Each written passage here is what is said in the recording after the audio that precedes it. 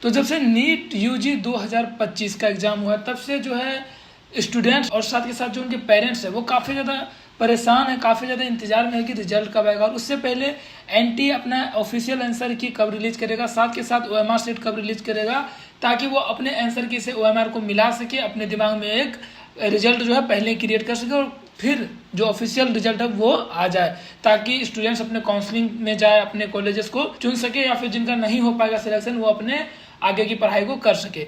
और उसी के साथ साथ एक और जो प्रॉब्लम आई है 2025 में वो आ गई है आपके साथ हाई कोर्ट। ठीक है, कि हाई कोर्ट का डिसीजन भी आना इस पर बहुत ज़्यादा जरूरी है। जैसे कि आपको इंदौर का और मद्रास और साथ ही साथ और जो स्टेट्स एक दो जुड़ गए हैं उनका भी मैटर पता है कि क्या पूरा मामला है। तो इस वीडियो में हम लोग यही अच्छे से डिस्कस कर लेते हैं कि आखिर ये कब आने का पॉसिबिलिटी है, कब आ सकता है रिजल्ट, इस चीज़ को हम लोग देख लेते हैं। तो अगर सबसे पहले हम लोग बात कर लेते हैं 2024 का, तो देखो 2024 में अगर हम लोग बात कर लेंगे कि एग्ज़ाम कब हुआ था। ठीक है, तो एग्ज़ाम आपका 2024 में हुआ था 5 मई 2024 को। ठीक है, जिसका आपको जो आंसर की अगर बात की जाए तो आंसर की आपका आ गया था 29 मई को, और उसी दिन आपका ओएमआर शीट भी रिलीज कर दिया गया था। सेम डे आपका ओएमआर शीट भी रिलीज कर दिया गया था। और रिजल्ट जो है, जो अगर हम लोग रिजल्ट की बात कर ले तो रिजल्ट आने का ऑफिशियल डेट जो वहाँ पे बताया गया था वो बताया गया था 14 जून, लेकिन आपका रिजल्ट उससे पहले ही आ गया था 4 जून को। लेकिन 2024 में क्या क्या बवाल हुआ है नीट एग्जाम को लेकर वो आप लोगों को काफ़ी अच्छे से पता है। अब हम लोग आ जाते हैं 2025 में। ठीक है, 2025 करंट ईयर आ जाते हैं 2025 में। ठीक है, तो 2025 में अगर हम लोग एग्ज़ाम की बात कर ले तो हमारा एग्ज़ाम हुआ है 2024 से एक दिन पहले 4 मई 2025 को। ठीक है, एग्ज़ाम होने के बाद जो स्टूडेंट्स थे उनके दिमाग में रिजल्ट से ज़्यादा इस चीज़ का टेंशन आ गया कि पेपर जो इस बार का आया है आपका वो काफ़ी ज़्यादा टफ आया है। बोल सकते हो कि आप काफ़ी ज़्यादा टफ आया है। इतना ज़्यादा टफ इस बार का पेपर रहा कि इसकी वजह से जो स्टूडेंट्स हैं वो काफ़ी घबरा गए। जिन्होंने ड्रॉप लिया था वो पिछले साल से भी ज़्यादा बेकार परफॉर्म कर रहे हैं इस साल, क्योंकि पेपर बहुत ज़्यादा टफ आ गया था। ठीक है, ये सारी चीज़ें हो गई। इसके बाद हम लोग अगर रिजल्ट की इस साल बात कर ले, जो कि स्टार्टिंग में बताया गया था कि रिजल्ट कब आएगा, तो सबको लग रहा था इस बार जो रिजल्ट आपका आ जाएगा वो आ जाएगा 4 जून को, जैसे कि पिछले साल आया था। लेकिन फिर क्या हुआ कि यहाँ पे हो गया court case, MP high court में केस हो गया आपका, फिर उसके बाद आपका मद्रास में हो गया, फिर और ये एक स्टेट और बढ़ गया। ठीक है, यहाँ पे कोर्ट केस होने के बाद क्या हुआ, थोड़ा सा लगा कि नहीं रिजल्ट डिले हो सकता है, लेकिन लगा कि नहीं उससे पहले मतलब लास्ट तक अगर बहुत भी लेट हो जाएगा रिजल्ट डिले होने में, जो 26 मई को जो सुनवाई होना था हाई कोर्ट में वो हो जाने के बाद आपका अगर हम लोग बात कर लें कि आंसर की, ठीक है, आंसर की कि अगर मान लो 26 मई को सुनवाई हो जाता है तो आंसर की आपका रिलीज़ कब हो जाएगा 29 मई को। ठीक है, ज़्यादा से ज़्यादा ये 30 मई को जाएगा, इतना आपको आंसर की रिलीज होना था। लेकिन जब 26 मई को कोर्ट में जब सुनवाई हुआ तो वहाँ पे जो दस्तावेज दिखाए गए, जो वहाँ पे डॉक्यूमेंट्स दिखाए गए सॉलिसिटर जनरल तुषार मेहता के द्वारा, उसमें काफ़ी ज़्यादा झोल बताया गया याचिकाकर्ताओं के जो वकील हैं उनके द्वारा, जिसके बाद फिर से क्या हुआ डेट को बढ़ा दिया गया 29 मई को। अब आप इस बात को गौर कर लो कि 29 मई को आपका आंसर की आना था, लेकिन अब 29 मई को आपका सुनवाई भी होना है। तो इससे तो आप सिंपल ही समझ सकते हो कि अगर 29 मई को आपका सुनवाई होगा तो 29 मई को एनटीए अपना आंसर की रिलीज तो नहीं करेगी। तो यहाँ पे फिर भी हम लोग को क्या लगा, चलो ठीक है 29 मई को सुनवाई होगा, अगर ज़्यादा लेट होगा तो 30 नहीं 31 मई। ठीक है, 31 मई को हमारा आंसर की आ जाएगा। अब आप देख सकते हैं यहाँ पे 31 मई आंसर की आने का एक्सपेक्टेड डेट था। और जो यहाँ पे रिजल्ट की अगर हम लोग बात कर ले, ठीक है, कि रिजल्ट हमारा कब तक आ जाएगा, तो उसका एक्सपेक्टेशन रखा जा रहा था कि 14 जून। ठीक है, 14 जून तक हमारा रिजल्ट आराम से आ जाएगा, कोई उसमें दिक्कत नहीं होगी। लेकिन दिक्कत हुई, दिक्कत क्या हुई कि जो 29 मई को हमारा सुनवाई होने वाला था हाई कोर्ट में वो अब एक्सटेंड हो चुका है 5 जून को। मतलब ये 29 मई को जो सुनवाई होना था ये 5 जून को एक्सटेंड हो गया। क्यों एक्सटेंड हो गया? क्योंकि 29 मई को जो हमारा सुनवाई का जो नंबर था, जहाँ तक जो नंबर था जब हम लोग का सुनवाई होना, तो वहाँ तक केस पहुँचा ही नहीं, उससे पहले ही जो है टाइम खत्म हो चुका था। तो अब इससे एक बात तो समझ में आ रही है, ठीक है, कि इस मामले को, ये जो एनटीए का जो मामला है जिससे कि टोटल 20 से 22 लाख जो स्टूडेंट्स हैं, इनका जो करियर, जो फ्यूचर जो अभी है दाव पे लगा हुआ कि भाई कब आएगा, इतना डिले हो रहा है, वो सबको उतना ज़्यादा सीरियसली नहीं लिया जा रहा है, हाई कोर्ट के द्वारा भी नहीं लिया जा रहा। तो अब ये 29 तारीख से आपका तो 5 जून हो गया है, ठीक है।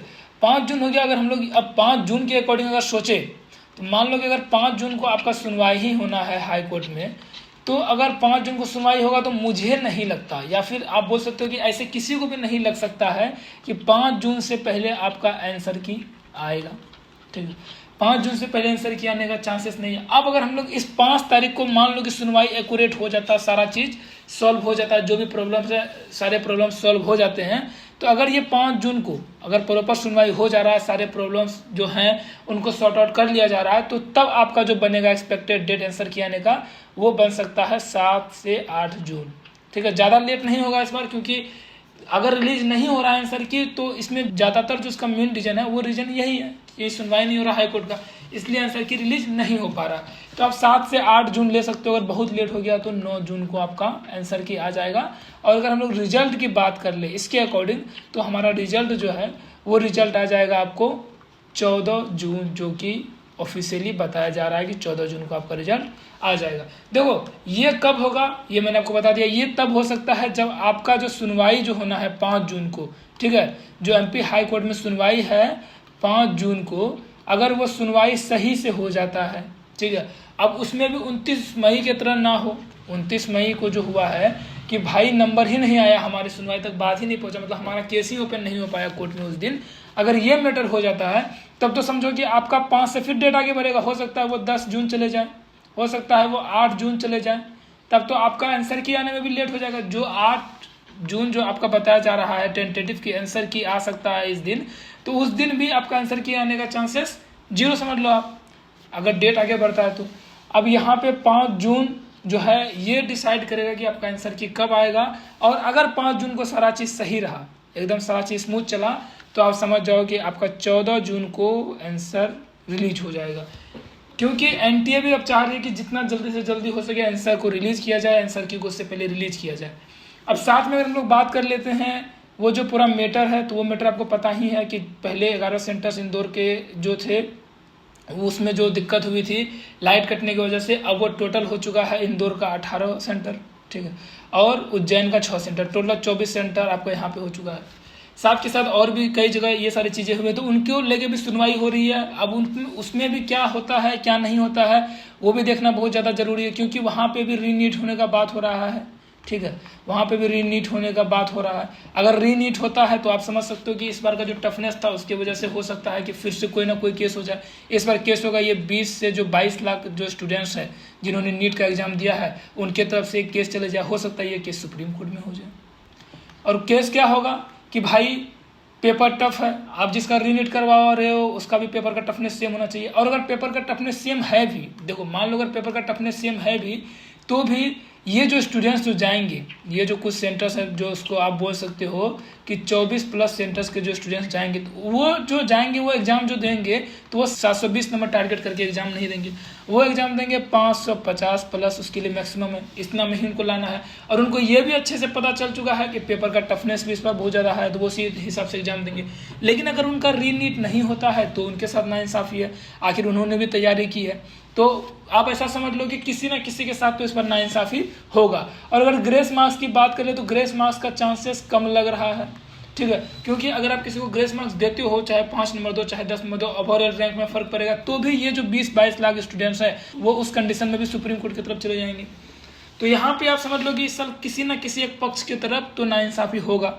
जहाँ तक मुझे लग रहा है एकदम स्मूथ हो जाए ये चीज़ें, ये संभव नहीं है। तो 2024 में रीनीट हुआ था, सब मान भी गए, इसलिए मान गए क्योंकि 2024 का जो पेपर है वो उससे पहले के जो पेपर्स हैं उसी के लेवल का आ रहा था, इसलिए ज़्यादा कुछ बवाल नहीं हुआ था। खैर बवाल तो 2024 में ही बहुत हुआ था, लेकिन जो 25 में अगर ऐसा कुछ होता है ग्रेस मार्क्स या रीनीट, तो उस पर और बवाल होने के चांसेस बन रहे। अगर आप खुद से भी सोचो, सारे सिनेरियो को अच्छे से मिलाओ, तो देखो सेम ही रिजल्ट आपके भी दिमाग में आएगा कि नहीं ऐसा कुछ हो सकता है, ठीक है। तो यहाँ पे आप समझ सकते हो, अगर हम लोग रिजल्ट की बात कर ले, ठीक है, तो रिजल्ट आपका लग रहा है कि 14 जून तक आ जाएगा, ठीक है, 14 जून तक आ जाएगा। ये कब आएगा?